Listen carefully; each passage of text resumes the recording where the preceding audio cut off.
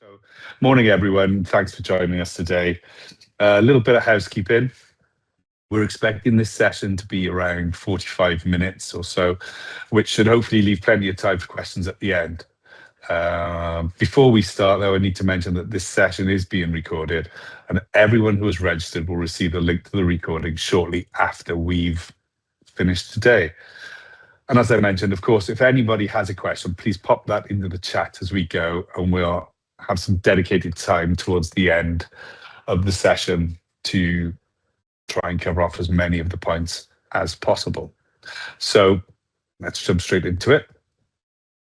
So firstly, a little bit of an intro about us and what we do if you're not familiar. So PureCyber is a cybersecurity company, and we offer a range of solutions as a single provider, truly operating as an extension of your team in a genuine partnership. I am Damon, the CEO, and I'm joined by Rob, our CFO.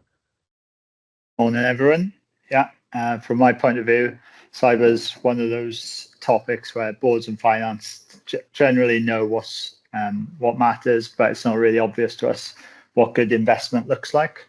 So hopefully we can talk about that a bit more today and make things a bit more straightforward and help you think about cyber in a way that's proportionate, sensible, and linked to real organizational value.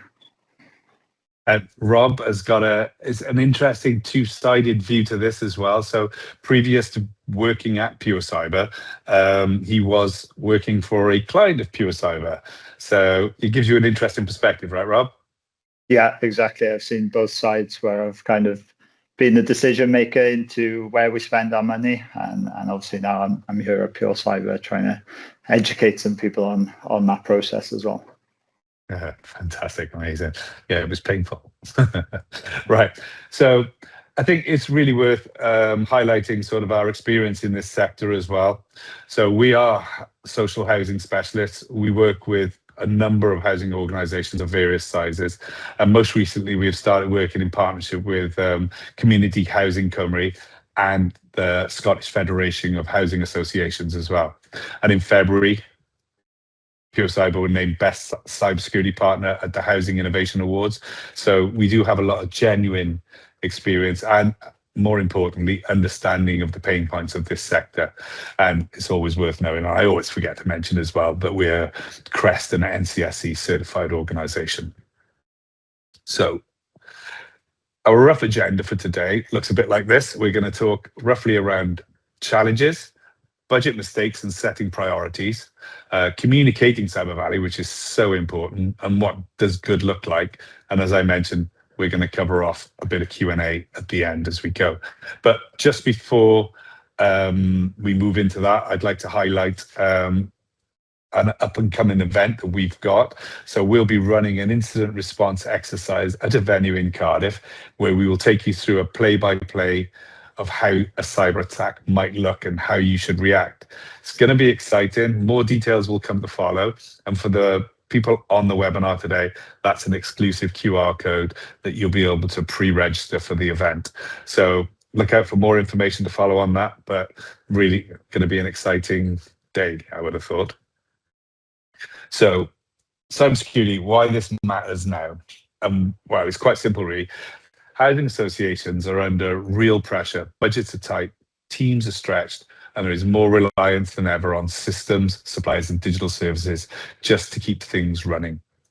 So this is not just an IT issue, which is so important to say. It's a resilience issue. And unfortunately, it is also why the sector is attractive to attackers. In simple terms, cyber criminals are looking for three things: access, money, and leverage. And in social housing, they can often find all three. Access to important systems and data, money through financial and payment processing, and leverage because disruption affects real services and real people very quickly. That is why getting the cyber spend right matters. It's not about spending more, it is about protecting things that matter most. So a poll should now appear on your screen. And while those answers are coming in, I think it's important to understand that these challenges really exist in isolation. just waiting for the screen to pop up. And I will say, Lucy is frantically waiting in the background. I can see her trying to get the pop. There you go. And I did joke as well earlier that although it worked when we tested it yesterday, it doesn't always work live. There you go. But they're there. So if everybody could answer that, that would be absolutely brilliant.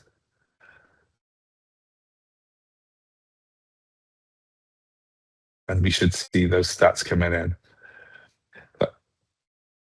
So tight budgets affect capacity. Legacy systems can make progress harder. Supplier risk adds complexity, as we know, and we know within social housing sector, foundational economy is so important, which makes the supply chain risk even harder.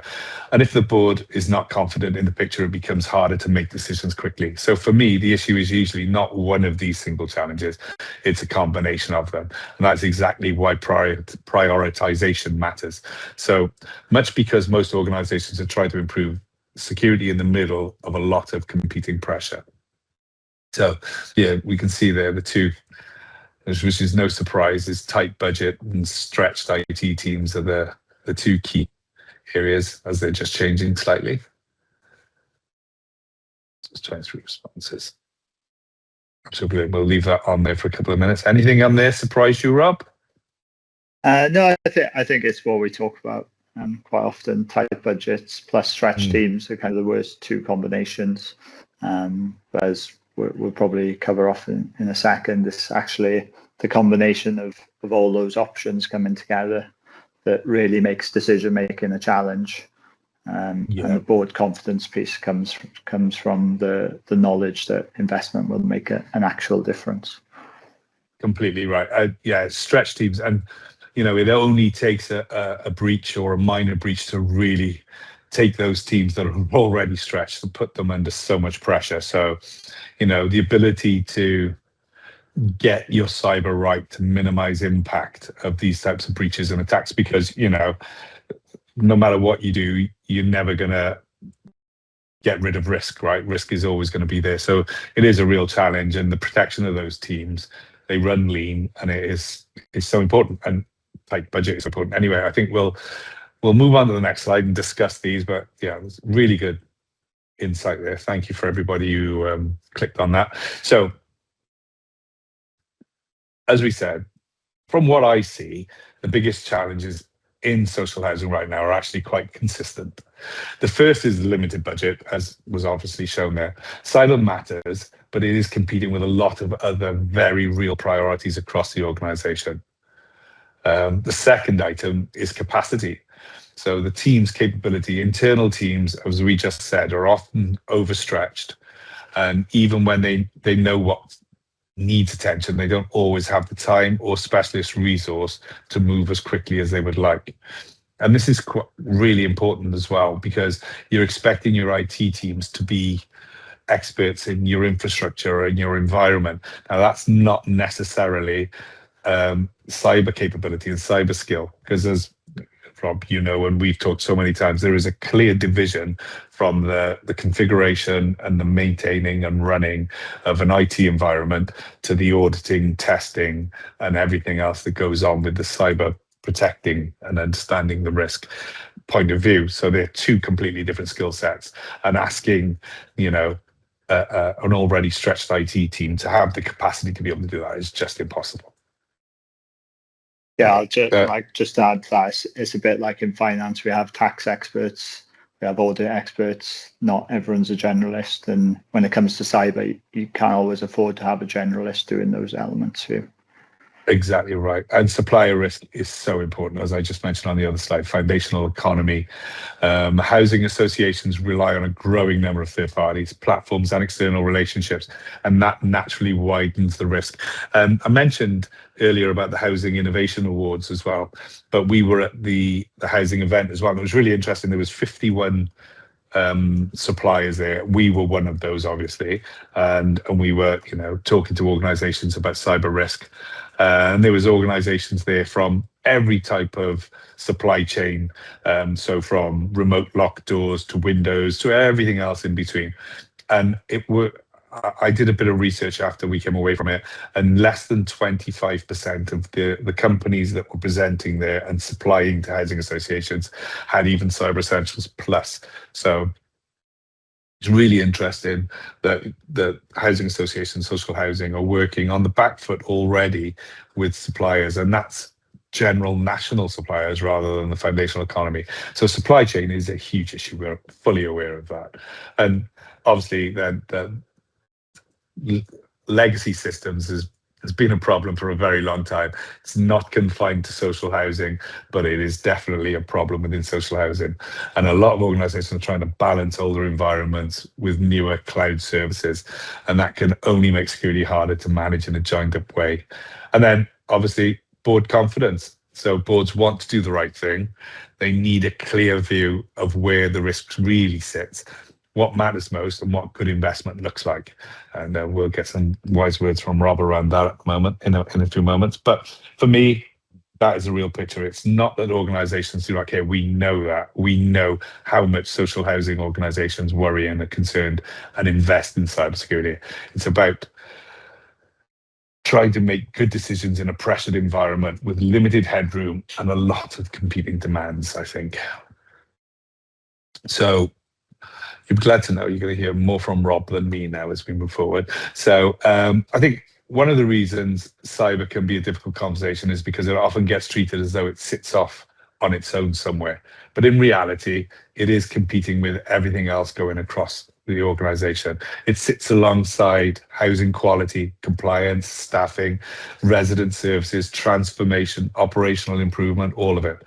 So when someone says we need to invest in cyber, the real issue usually is not whether it matters. Most people already know that it does, especially in this sector.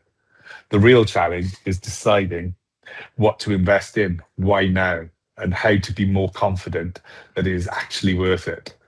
That is where the conversation tends to get harder and where better clarity really matters.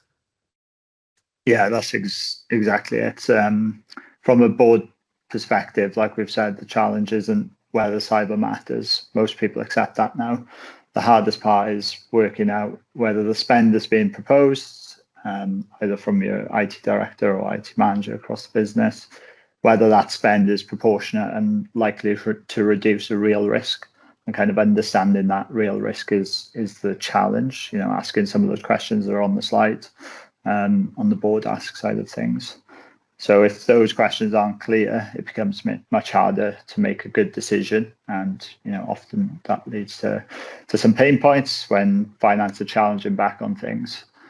So actually part of the issue is not necessarily cyber itself. It's whether the case being put forward has been explained properly and in a way that the board can really understand.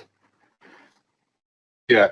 Of course. So you've come to the light side now, obviously, Rob, right? Where you used to be on the dark side.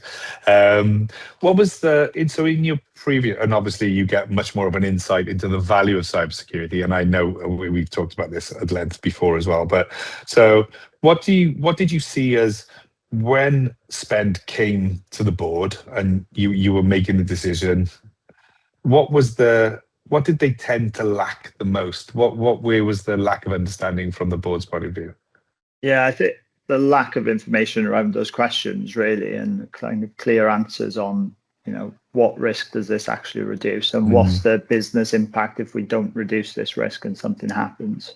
A lot of the times, kind of business cases or however things are put forward are quite technically heavy because they're coming from technical people. Yeah. And there's sometimes a layer of assumption, well, you just need to trust me on this. Cyber's scary. Make this decision based off this. But what we're trying to do, like we've said, is balance out the competing priorities across the business. And to do that, we need to have a real understanding of what risks are in place and what we're trying to achieve. So, when we invest that money, when we come back, we can see clear action and clear results at the end of it. And that was always the hardest part is nailing that down with the IT team to understand those elements. Yeah. And I think boards get frustrated with that as well, don't they? Because none of us are blind to this. We hear the news, we see the news and we hear the radio, and they're all talking about cyber and incidents happening within their sector and everything else. So it must be frustrating that they can't really get to the nub of what they need to do to be more secure. Yeah, exactly. And I think sometimes it's, you get the answer of it's too technical, you won't understand it. And actually we need to understand it. And, finance teams are having to be more technical and get into these things a bit more now. But it's just relaying it back to what is the business risks. If we don't do this, what happens next? Yeah, It's kind of the key takeaway. Yeah, normally when someone says to me, "Oh, it's too technical, you won't understand it," is they don't really understand it well enough to be able to explain it. That's the problem. Yeah, exactly. And then that spooks everyone then. So it's a nightmare. Okay, yeah, that's brilliant. So, right, so there are a few patterns I see when cyber goes wrong, and I could give you great examples, but we don't need those today. And I use the same examples that I've been using for the last 10 years. The first is buying solutions before they really understand the risk. It's so important. Second is spreading budget too thinly across too many disconnected activities and siloed services when it comes to cybersecurity is a huge problem.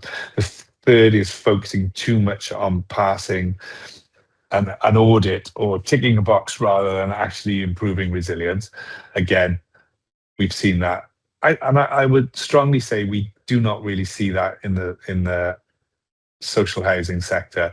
I think the people genuinely care and they're trying to work with, as again, referring back to tight teams, tight budget, and to keep a board happy. But in some sectors, using Cyber Essentials, ISO 27001 and other sort of standards as a tick box exercise rather than actually a route for improving resilience. And the fourth is understanding the basics because they are less exciting than buying something new. And that is just so important.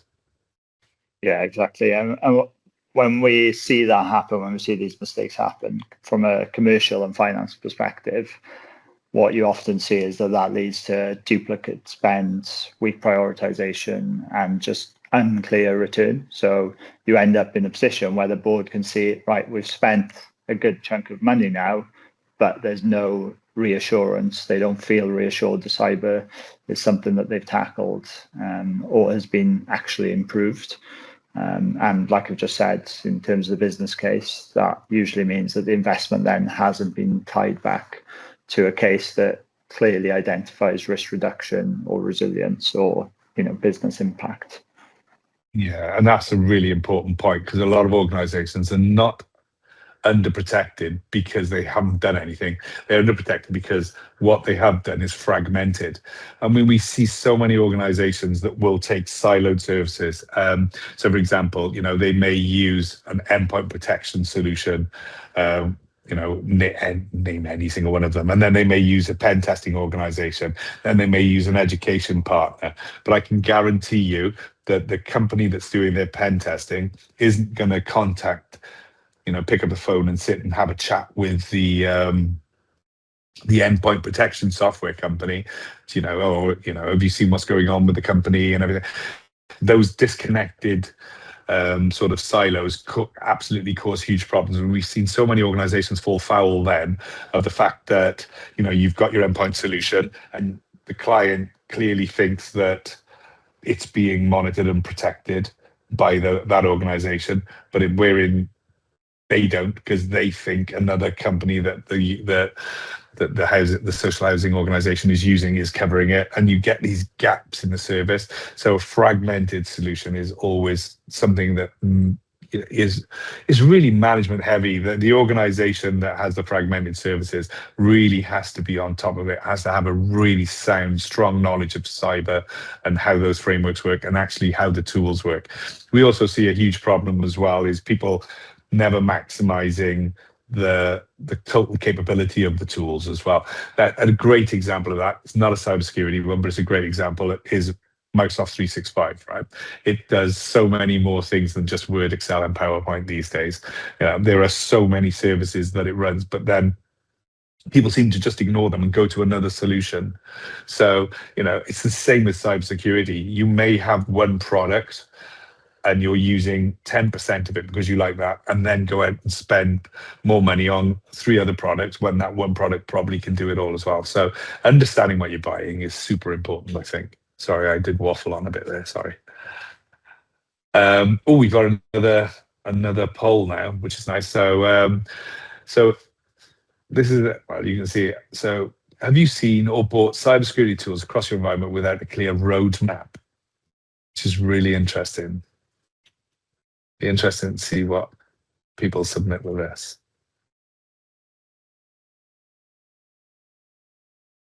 Ooh. While we wait for some of those votes, I think the point you just made is quite important when you think about building a business case around those tools. Is that's usually where boards get most frustrated. Is you've seen spend go out on a tool, and then that tool's not being optimized or being used as kind of pitched back, and you maybe getting half the value of it, and that just builds up frustration. So when the next business case lands, you're less likely to approve as well. Yeah, I think I can use a really topical case example for that. I think I said I got loads of examples. Let's use a real topical one at the moment in Donald Trump, right? Apparently, he's won the war against Iran about 3 times now, right? And then he hasn't, then he has, and then he hasn't. So it's really interesting. So yes, you don't want to go to the board and say, look, we've got this tool that will stop all of these things, and then come back and say, well, we need another tool to stop these things as well. You want to, get your understanding and get your narrative right. And that's really interesting if you look at the responses. That's amazing. So 50% of the people who have answered sometimes buy tools without a clear roadmap, which is interesting. It's often linked to strategy, right? So strategy is so important, having a clear, defined strategy. And again, before we move on to the other slide, strategy is really, really hard because you want guidance because it's got to come from somewhere. Again, jumping out of the social housing sector, if you take law, for example, so they're sort of, they're under the sort of the, can't think of the word to say, but the solicitors regulatory authority govern lawyers, right? They really struggle. So the SRA really, really struggle with governance around 2 things, AI and cybersecurity. They don't know where to begin and they don't know what advice to give.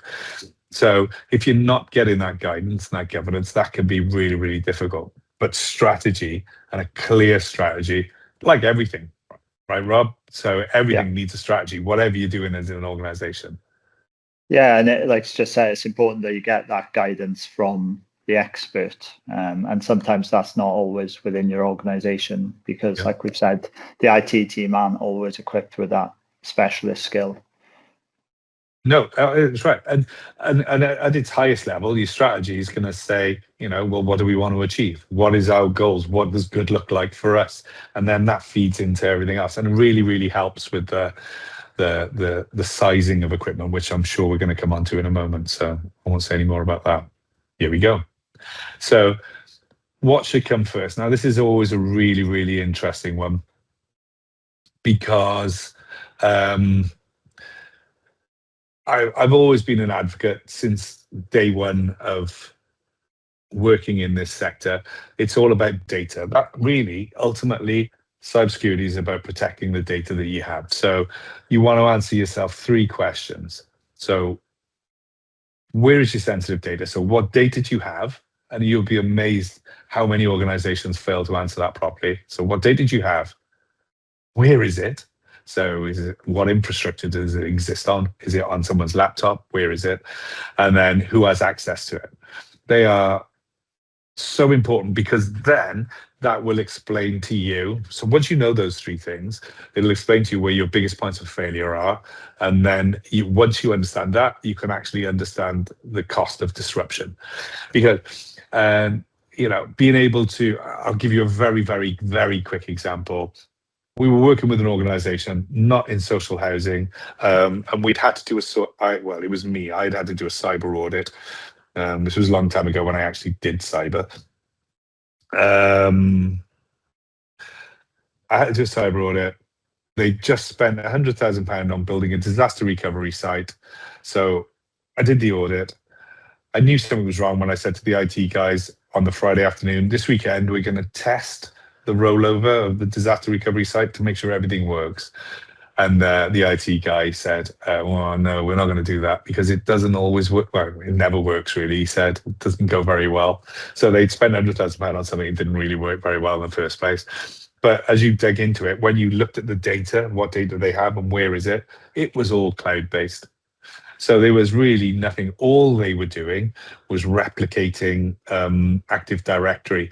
And for those of you technically minded on the call, you'll know that you can just do that through Azure. It would used to be Azure AD Entra now, but it would have been so much cheaper just to do that. But that was purely wasted spend that they would have gone to the board and that would have been passed. It was an absolute wasted spend because they didn't understand where the data was, what critical systems they had, and who has access to it. It is so important. So I know, Rob, I've gone off piece there a little bit, That's but because that's fine. because That story, every time you tell yeah, that story, it kind of yeah, sends shudders through me. yeah, But that is the reason why boards are challenging back. Like we've all yeah, seen those stories across different organizations where you've had a business case for something new, and sometimes it's just a new shiny toy. So boards are challenging more now, and it's why it's important that you kind of take this view that we're about to run through to bring some clarity back to it. yeah. That's right. It is so important. But yeah, because until you have that view, it is very easy to spend money in the wrong place. That's all I would say. And as you were saying, then about leadership and clarity is really important, isn't it?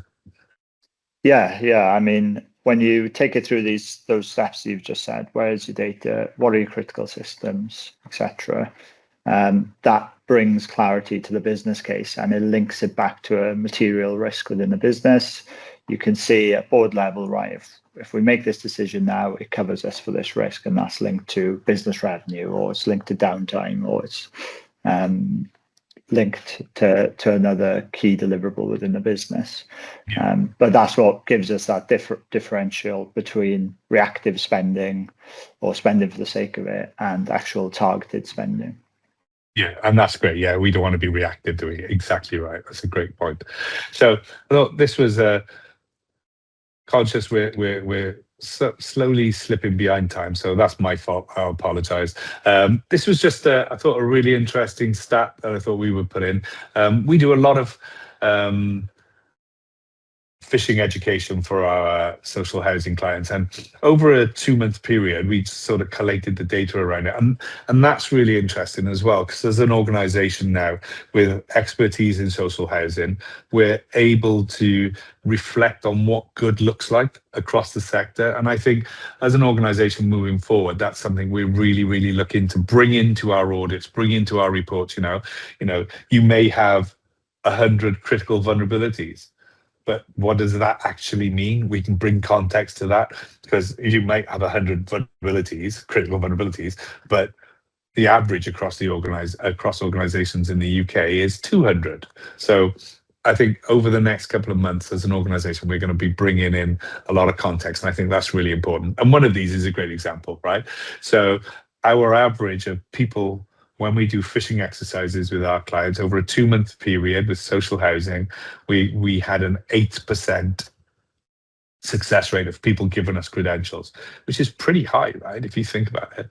So that's something that we're really, focusing on as an organization. It was just, we thought it was a really interesting sort of stat to share with you guys today on this call. This is probably my favorite slide, I think, today. This is where you get to type loads of things. Now, don't feel controlled and just enter one thing in here. What I want you guys to do is enter what you consider to be the fundamentals, and we'll build a world cloud from this, and that'll be really interesting to see. So type away, please. Even I'm going to have a go.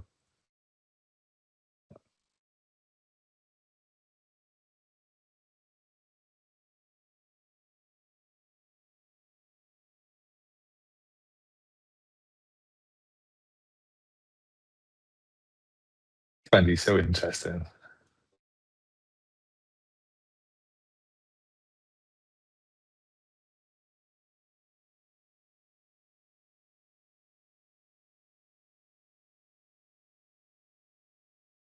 Well, John will be happy at the moment, unless John is on you. You know, on you, John. Ooh, this is really interesting.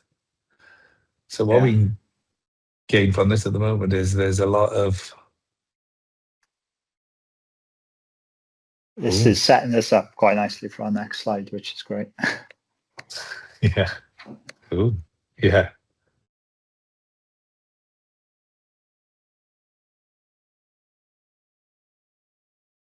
So awareness and training are playing quite high there as well, and people. Yeah, data integrity. Yeah.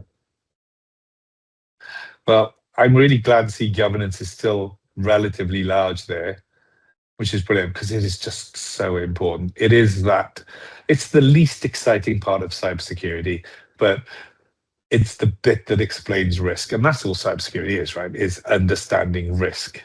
And it's the bit the board absolutely love. It's the bit that the board is should be in their language. It's the less technical element, but it explains why. It should give you the reasons why you do what you do. You know, and as I know we mentioned just now on the previous slide, is people sometimes buy without a plan, or some have bought with no plan at all or no roadmap. That's the governance bit. That's what's really, really important. Oh, it's fantastic for everybody who has entered information in there. That is absolutely brilliant. Thank you. Great insight. Oh, right, let's jump quickly. So, fundamentals to us, I think, is really, really important. I'm going to very quick go through this as quickly as I can, really. So the basics are really, really important. I come back to this a lot. For most organizations, the basics still matter more than they think they do. Identity and access controls and multi-factor authentication, patching, backups, awareness, supplier assurance, and incident readiness are so important. And I always use incident readiness is probably the most important one. And that fantastic philosopher Mike Tyson once said, "Everybody has a plan until they get punched in the face." You would have thought he was so articulate, hey? But right, it's such an important statement, though. It is right. You can think you've got all your ducks aligned, but until you test it, until you really understand what's going on, you can't trust it. So these fundamentals are not the glamorous bits, but they are often the bits that make the biggest difference. And when they're weak, the cost of an incident goes up very quickly. Am I right, Rob? Yeah, it's where the sequencing matters. If the core controls are weak, then it doesn't really make sense to jump into something more advanced or something more expensive because it's the basics that are going to catch you out. So, again, at board level, this is not really us being overly cautious. It's just making sure that the budget spend lands in the most effective area and where it's going to add value. So we always look to get these fundamentals covered. Yeah, amazing. Absolutely brilliant. So, yeah, again, so prevention matters. For years, there was two slogans we always used to use was, well, three actually. Cybersecurity is a process and not a product, which always went down really well when we were advertising at InfoSec, and it was all products. Prevention is better than the cure, which is something we're going to talk about now. And the other one was life's a breach, which was quite funny. Made good t-shirts of those. But prevention matters, right? But no organization can rely on prevention alone. You also need enough visibility to know when something is wrong and enough response capability to deal with it quickly. This means meaningful monitoring, clear ownership internally, which is so important, and a practical response plan and access to the right support if something serious happens. Because the cost of poor detection and slow response can be just as damaging as the weakness that lets the incident happen in the first place. And it goes back to that preparedness. We have seen so many organizations, and quite often you'll see the organizations that are down for the longest when they've announced that they've had a breach is because they don't know what to turn on, they don't know what they can turn on, and they don't know where their data is. So going back to understanding where your data is so important. And this is the often an area where boards assume more is in place than actually is. So it's visibility and response just so important. So, Rob, board communications. Yeah, I think we have actually covered it off slightly already. Yeah. But It's you so know, important. We should reiterate it. Go on. yeah. This is the point where most cyber plans or business plans, they either land properly and you get approved, or they fall apart. And a lot of the time, probably most of the time, they're technically sound, so they're written quite technically, like we've said, but it's not explained in a language that the board can understand and feel reassured from. So we're asking those questions. What is the risk? What happens if we don't do anything? Why is this important now versus another priority in the business? And how, ultimately, what we're trying to ask is, how will we know things have improved? So when we've made this spend, how will we see improvement on the back end? And yeah, if those points aren't clear, then it becomes really difficult when you're weighing those decisions up against other priorities. And like we've said, boards know the cyber is important. They know that it matters, but they are trying to work within those tight budgets, stretch teams, etc. So it's really important that we get these points clear. And this is where practical examples can really help, right? If backups are weak, an incident does not stay as a security issue. It becomes an operational issue, a financial issue, and usually a reputational one too. And we see how many times we've had to deal with organizations that think that their backups are immutable, they're locked down, they're secure, and as soon as they go to restore after an incident, there's no data there. It's just happened so many times. And if visibility is poor, time to detect and respond increases, which pushes costs and disruption up. If supplier access, again, something that we talk a lot about, it's something we internally do as well. Supplier access to us is incredibly important. And if that's not well managed, risk can build quietly in the background without leadership really seeing it. So the value of cyber investment is not better tooling for the sake of it. It's stronger resilience, less disruption, and more confidence in the organization's ability to scope. Yeah, and I think that's where you've just mentioned kind of testing some of these things becomes important as well. We've all done BCP tests where you're told the building's on fire and you need to work from home, but testing it from a cyber perspective is a good step to take as well. And actually, that gives you some of the information you need to answer the questions above, build a strong business case. Is you get all that information from running a test. And yeah, it's where kind of the best business cases aren't built around just cyber fear. They're based off the logic that you get and the facts that you can show that clear link back to value again. Fantastic point. I honestly don't believe you can scare people into buying. It's just it's the wrong approach, right? So, I mean, knowing where we are now, I think we're almost coming up to our 45 marker. So we're doing really well. We almost kept it on time. Well done, Rob. It's more you than me. So when I think about what good looks like, I'm not talking about perfection, because that's impossible and no one can ever achieve that. You can never, as I've said earlier, be 100% free from risk. It just doesn't work like that. I'm talking about clarity on risk, and I think that's the most important part. Strong fundamentals, enough visibility and response capability, a roadmap that leadership can actually understand. So that strategy piece we were talking about earlier, and confidence that the money being spent is genuinely moving the organization forward. That is a much healthier place to be than simply buying more and hoping for the best, because as we've said several times here, hope is not a strategy. And that one was Barack Obama. So a bit more eloquent than Mike Tyson. Yeah, exactly. And, we see it a lot of the time that the best organizations aren't necessarily the ones spending the most. They're the ones that have clear priorities and a strong understanding of where they're spending their money and what they're getting with that. Yeah, no, completely right. So if there is one practical takeaway I would leave people with, and it's probably this: when you are looking at cyber spend, ask a few very basic questions. Does this reduce a real business risk? Does this strengthen resilience or response? Does this support assurance or governance? Is this more important than fixing something we already know is weak? And priorities is really, really important, because you can get snowblind with priorities as well. And I think one of the strengths of this organization, of PureCyber, is our ability to help organizations see the wood through the trees and actually prioritize. what needs to be done first. The best bang for your buck is probably a really good way of saying it as well.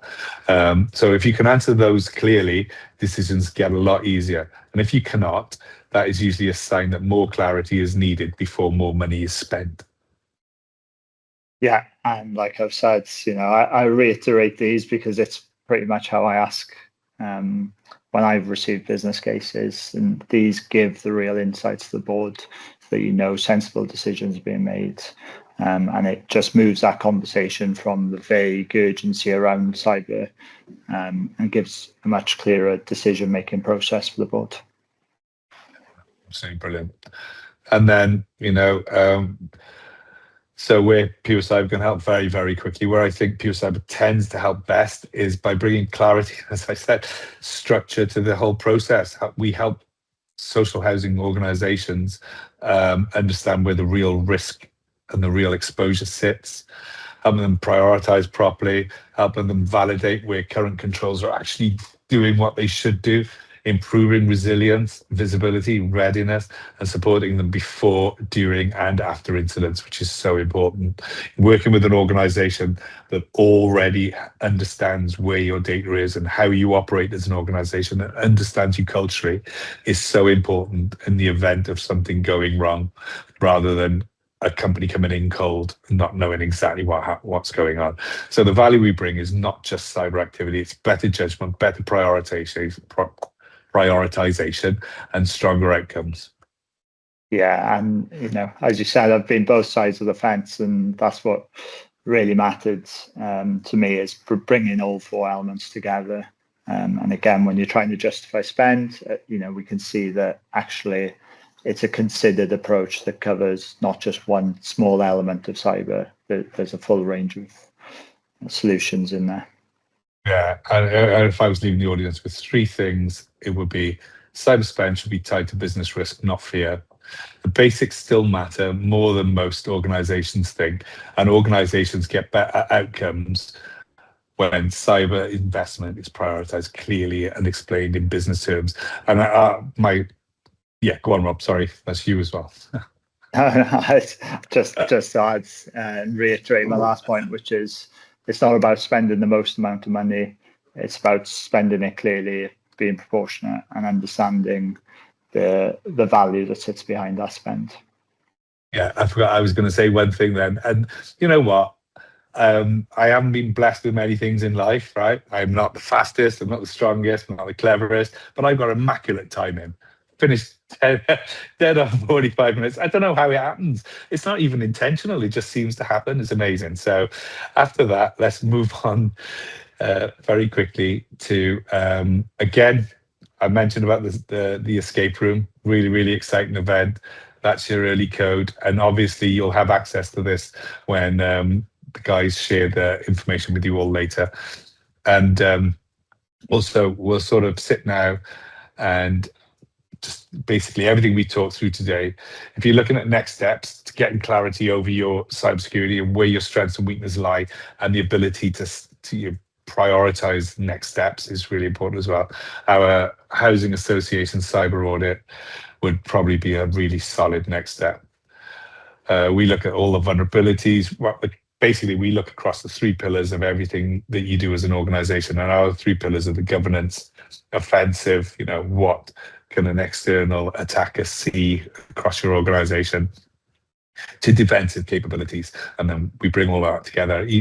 We're even able to include AI as part of the audits now, so we can review organizations' shadow AI usage, who's doing what when it comes to AI, and understanding the risk that may pose to an organization as well.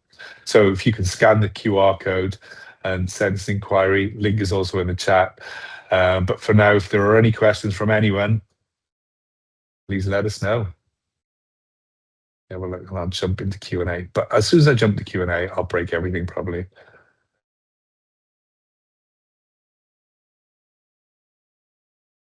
No questions. Well, when there's no questions, Rob, that means we've literally answered absolutely everything, which is amazing. Again, it's another skill. It's a good job all around, then, isn't it? It really is. No, that's absolutely fantastic. Well, on that note, Obviously, you can contact us if anybody's got any questions outside of